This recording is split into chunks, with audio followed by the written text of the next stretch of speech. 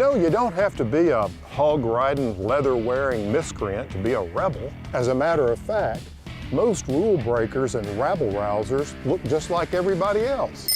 So what'd you expect, a roadster?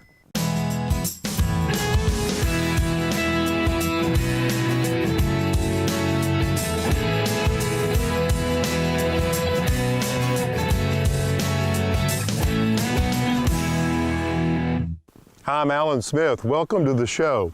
You know, some of the most radical ideas came from some of the most unlikely sources who went on to make positive change in the world.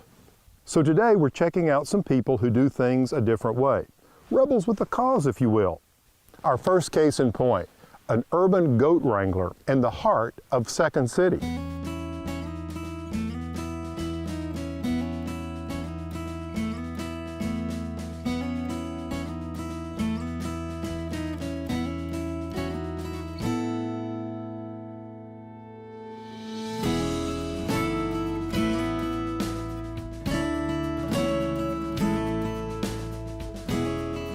These are St. and La Mancha crosses.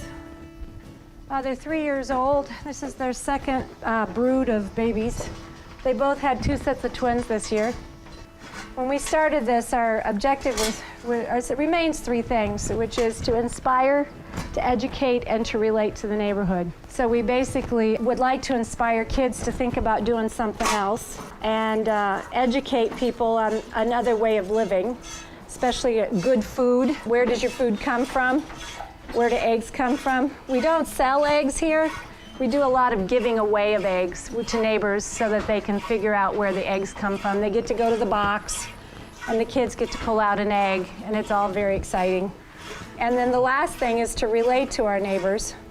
Some neighbors aren't too crazy about the goats, but we work really hard to keep them out of trouble.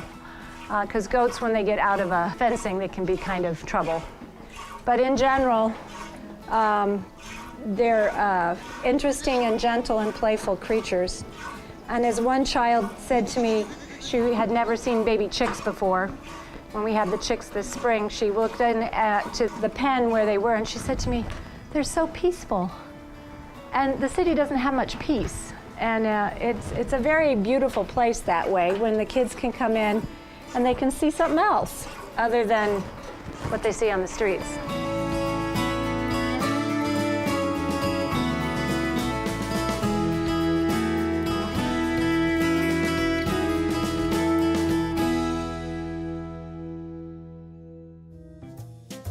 Coming up, Farmer Tyler drops by to show us a simple and inexpensive method to conserve water. With rainwater, not only are you getting your water for free, but there's some extra benefits in rainwater. And later, these aren't your average grocery store ice pops, so don't go anywhere.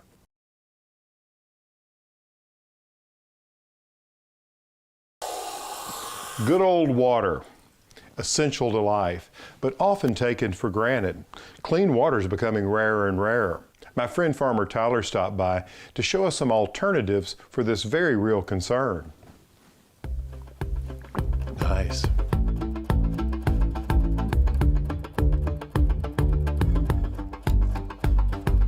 Harvesting rainwater actually is very rebellious, depending on what state you're in. In Colorado, a rain barrel is illegal, but fortunately for most states, harvesting rainwater or collecting rainwater is perfectly legal, and it can help you save a ton on your water bill, reducing your demand on conventional water sources. So with rainwater, not only are you getting your water for free, but there's some extra benefits in rainwater. A lot of the nitrogen available to humans is in the atmosphere. And some of this nitrogen can actually be imparted to rainwater as it falls, and your plants will actually get a little boost of nitrogen from the rainwater. Nitrogen is generally the most important nutrient for your plants. It's what's responsible for their green color. It's the major component of chlorophyll. So although some states outright ban collecting water, a lot of other local governments really promote harvesting rainwater and collecting your own rainwater. In my hometown of St. Petersburg, they actually give out rain barrels for free to encourage citizens to save their own water. If your local government, however, doesn't provide free rain barrels, There's an easy way to make one yourself. Today we built one for less than $100 out of some simple materials we sourced from a local home improvement store. And we put it together in less than 10 minutes. Check it out.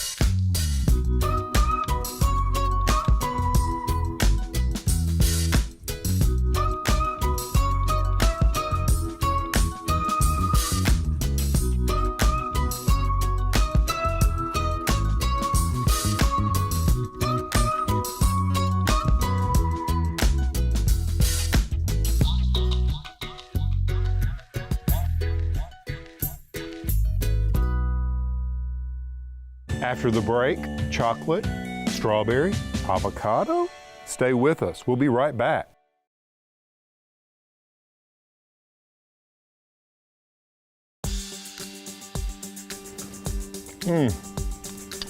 Ice cream. Who doesn't love it? It's so good, particularly in the hot summertime. Over at LePops Gourmet Iced Lollies, they've taken this sweet standard and added some unconventional flavors. They're really fantastic.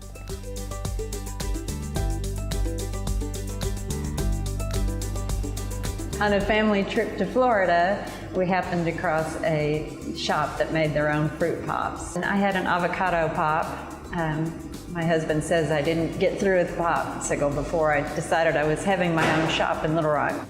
We source locally whatever we can. So all of our strawberries, blueberries, blackberries, they just have such a better flavor.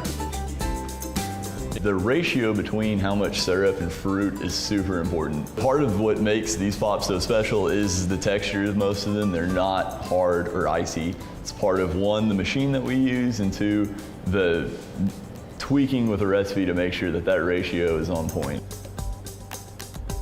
The mission, to some extent, is just to create a product that you probably haven't had before, and try to combine some flavors that maybe in your mind you're saying, hey, that's not something I would do every day. We knew from the get-go we'd have to offer samples of flavors. There was no way you're gonna, you can't just walk up and go, canary melon and jalapeno pepper, this is gonna be what I want right now. It's an interesting thing to sample, try, but the more we do a little funkier flavors, I mean, especially since we moved to this location, people are really more, they're excited to try some stuff. We have an avocado that is great. If you're into avocado, I mean, it's phenomenal. And so, people come in, and when we haven't had that one in a few weeks, they're already back wanting avocado. It's gotten to be pretty common for someone to pay and immediately whip out the phone and take a picture. Next, who says you can't have chickens in the city? Not Susan Harper.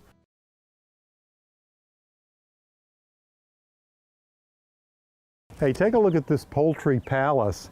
And this little princess, she's just one of several who are going to enjoy it. Here you go, girl.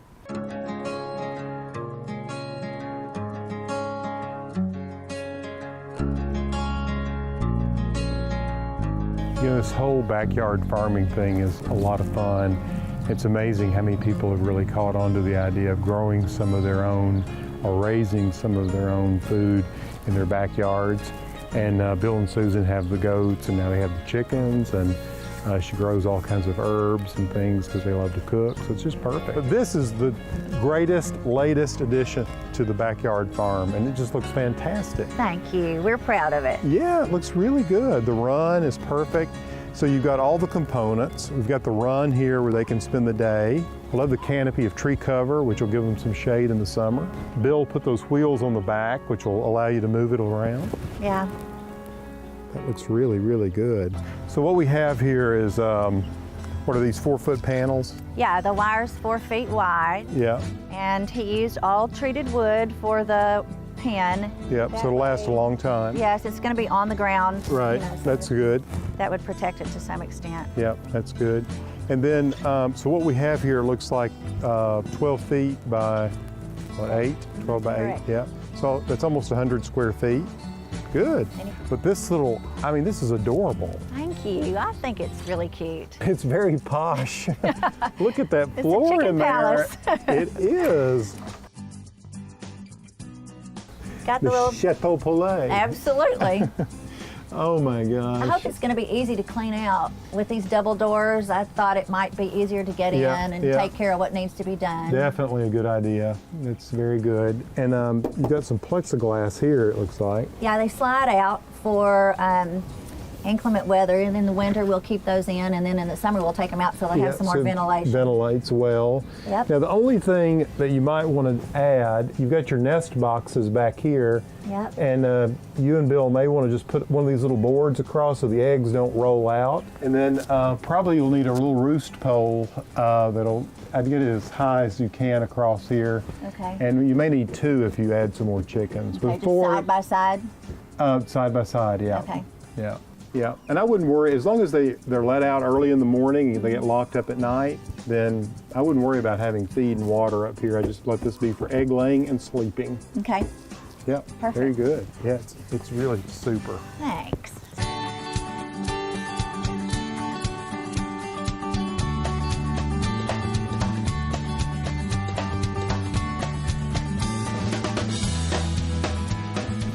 You know, you have to work through the city ordinances. Every city's different.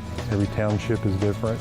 So some don't allow animals like this in the backyards at all. Others have loosened up their ordinances in the last few years because there's been such pressure from the public to be able to have these sorts of things in their backyards. I think it's a great thing. Of course, most cities won't let you have a rooster, so it was important when I helped Susan out with the chickens that we let them get old enough where we could tell whether they were going to be roosters or hens, and so she has all little pullets or all little females, because in this particular township you can have some hens but you can't have roosters. I know some of you out there are raising chickens in your backyard. If so, I'd love to hear about it.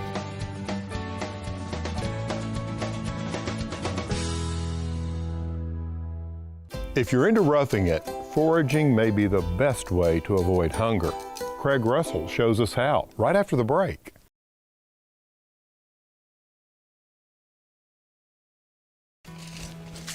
Most outdoor enthusiasts who love hiking and camping always bring along some food to enjoy in nature. Then there are others who are really hardcore, like my friend Craig Russell, who are a bit more adventuresome. You see, foraging, or the search for wild food resources, requires that you know what can and can't be eaten. Luckily, we got a tutorial from a true survivalist. I like to talk about foraging because it's almost a lost art. I can remember when I was young going out with my mother and grandmother for spring greens. There'd be lots of people out there. It was almost a social event. They'd be out in the fields gathering dandelion or wintercrest. Now, when I go out for wild berries, if I see a bear, it's the only company I've got. It's important, particularly if you're a novice, to be careful. Make sure of your identification. That's why I would recommend that you go with an experienced forager if you can. Although relatively few things out there that are extremely dangerous, but those that are can kill you. The American Indian pioneers who learned some of the food from them often, in times of starvation, would make use of inner barks. But to me, the inner bark of pine is not a gourmet meal, but it's quite nutritious, a lot of starch, some sugars, and in a survival situation, it could keep you alive. Here's some wild onions that I found. There are many species in the onion garlic family. The young growth can be used like chives. The bulbs in a few species are quite tender and pretty good. Usually best as a cooked vegetable because some of them tend to be strong. This is a group of May apples here. The fruit is the only edible part of the plant. The root is actually quite poisonous, but these are buds. This plant is going to get bigger, the leaves will get larger. It's been years since I had any May apple jam, which is wonderful, but I actually prefer the fresh fruit. The problem is the deer, the bear, the groundhogs, the squirrels, they prefer it too and often beat us to it. Whether we're talking about hickories or walnuts or acorns, if you get to them before the wildlife, nuts are, in my opinion, one of the better wild foods. And traditionally, actually, people have been eating nuts a lot longer than they've been eating grains. There's foraging both in a survival situation, and I think it's important if you're an outdoors person to know what you can eat in an emergency. Most of the foraging I would do normally is about good eating.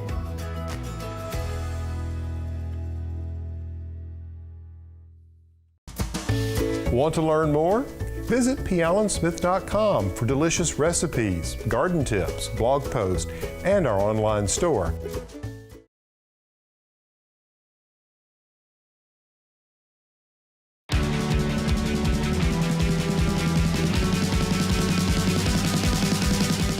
Thomas Jefferson said, "A little rebellion now and then is a good thing."